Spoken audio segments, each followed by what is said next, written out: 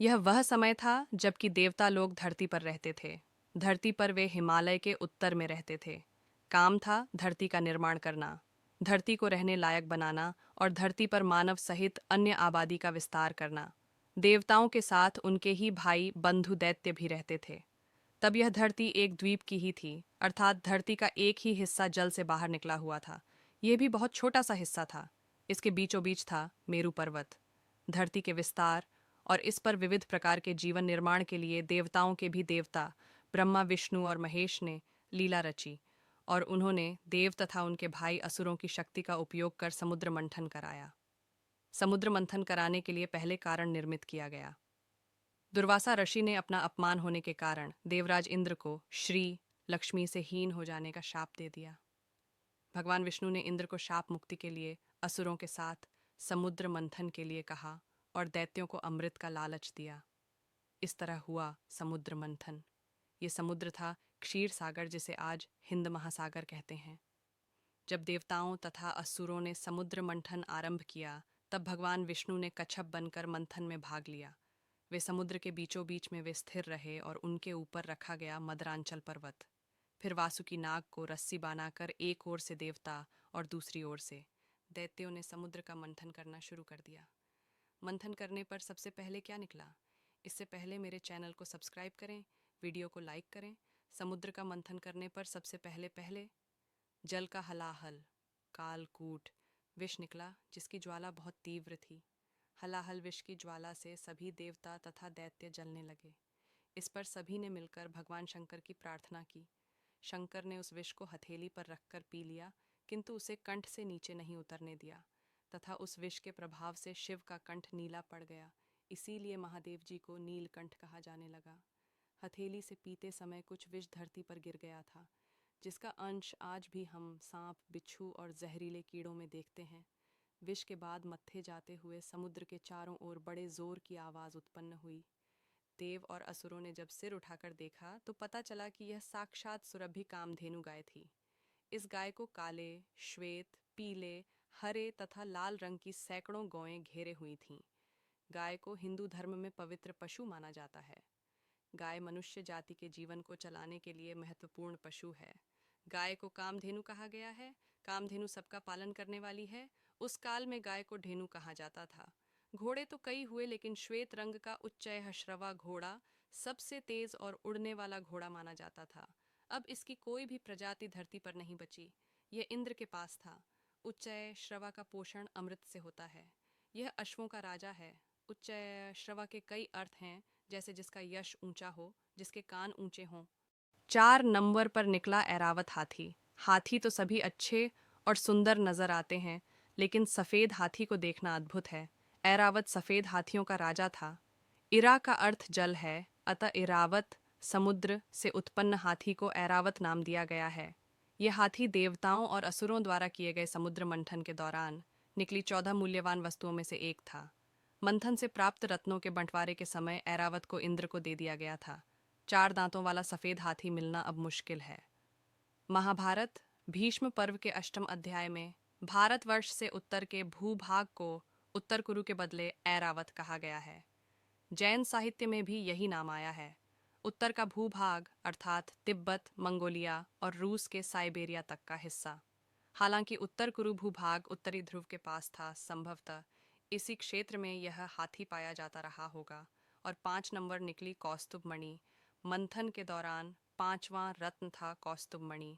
कौस्तुभ मणि को भगवान विष्णु धारण करते हैं। महाभारत में उल्लेख है कि कालिया नाग को श्री कृष्ण ने गरुड़ के त्रास से मुक्त किया था। उस समय कालिया नाग ने अपने मस्तक से उतार कर श्री कृष्ण को कौस्तुभ मणि दे दी थी। यह एक चमत्कारिक मणि है।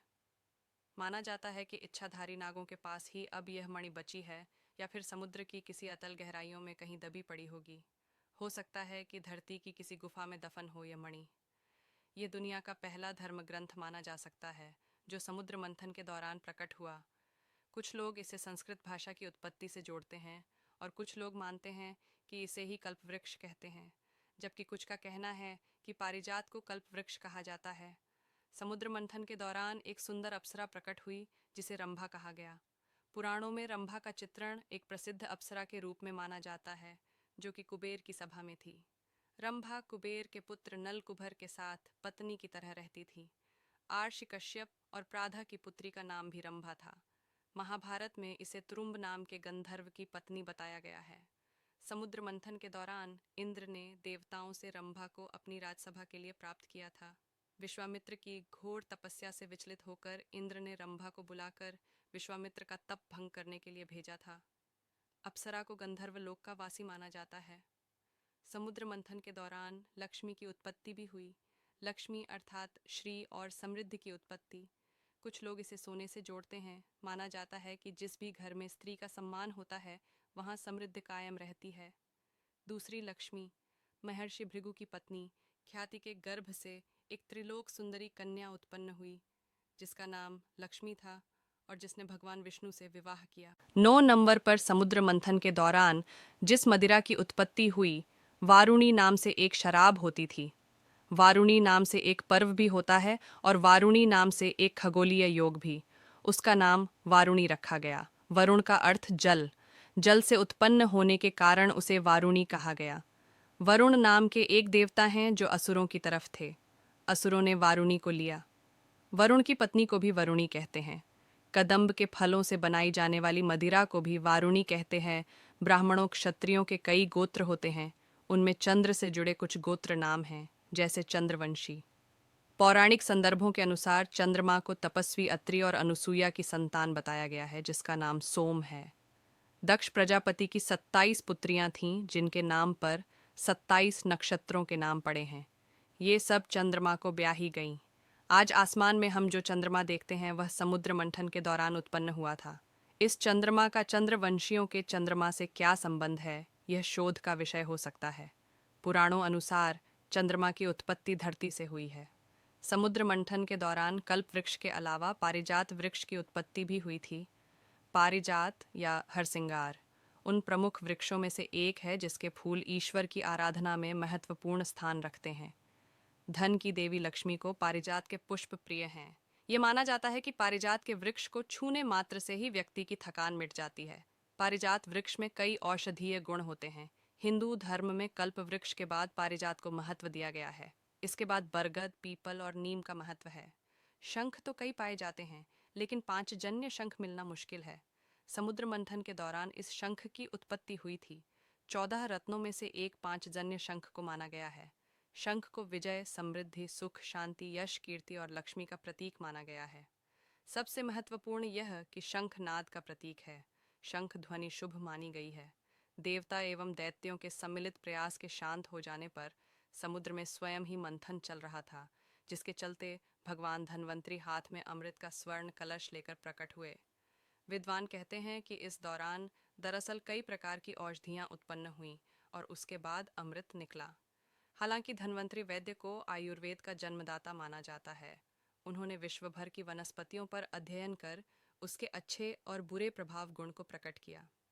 धन्वंतरी के हजारों ग्रंथों में से अब केवल धन्वंतरी संहिता ही पाई जाती है, जो आयुर्वेद का मूल ग्रंथ है। आयुर्वेद के आदि आचार्य सुश्रुत मुनि ने धन्वंतरी जी से ही इस शास्त्र का उपदेश प्राप्त किया था। बाद में चरक आदि ने इस परंपरा को आगे बढ़ाया। धन्वंतरी 10,000 ईसा पूर्व हुए थे। वे काशी के राजा महाराज धन्व के पुत्र थे। उन्होंने शल्य शास्त्र पर महत्वपूर्ण गवेषणाएं की थीं।